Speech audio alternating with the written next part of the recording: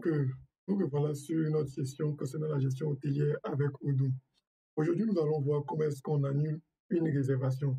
Le client a fait une réservation, il a confirmé, il a fait un paiement d'acompte d'avance et à la dernière minute, le jour J, il veut annuler sa réservation. Comment est-ce on traite cette opération? Donc, pour ce faire, il faut d'abord venir en première étape, venir dans réservation des chambres pour nous permettre de retrouver la réservation concernée. Donc, pour ce faire, je clique sur réservation, le statut confirmé ici pour afficher toutes mes réservations confirmées. Effectivement, quand je clique sur mes réservations confirmées, je vois par exemple M. Kwadjo Bernard, par exemple. Je ouvre son compte. Effectivement, je vois que ce client-là, il veut annuler sa réservation. Normalement, il a déjà payé une avance. Ici, quand je viens dans paiement d'avance, je vois qu'il a eu une avance de 20 000 francs qu'il a payé. Bon, à la dernière minute, il veut annuler sa réservation. Pour ce faire, je viens en haut ici, j'ai le bouton annuler. Je clique sur annuler et on me demande est-ce qu'il y a des frais d'annulation. Je vais cocher oui et je mets le montant des frais d'annulation, par exemple 10 000. Si il a eu à faire son annulation bien avant la date limite, par exemple, pour faire une annulation, je n'ai pas besoin de cocher frais d'annulation et je valide le motif. Automatiquement, j'annule la réservation sera annulée.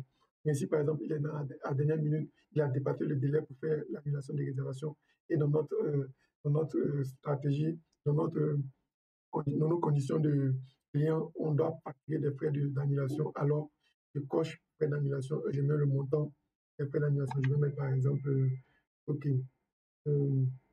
changement de. Voilà. On va marquer changement de plan. Ça peut être, il y a plusieurs types de raisons. Vous connaissez généralement vos motifs d'annulation.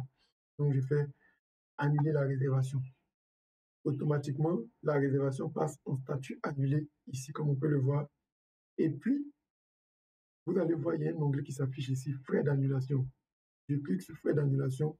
Effectivement, il y a les frais d'annulation de 10 000 et une facture de frais d'annulation a été générée. Quand je clique sur le numéro de la facture ici, j'ouvre ma facture. Effectivement, on voit frais d'annulation de l'hôtel. Automatiquement, dans les 10 000 qu'on a facturés, ainsi de suite. Donc, je peux faire le paiement sur la base de son avance 20 000 qu'il avait donné. Je fais le paiement des 10 000 espèces. Je fais le paiement des 10 000.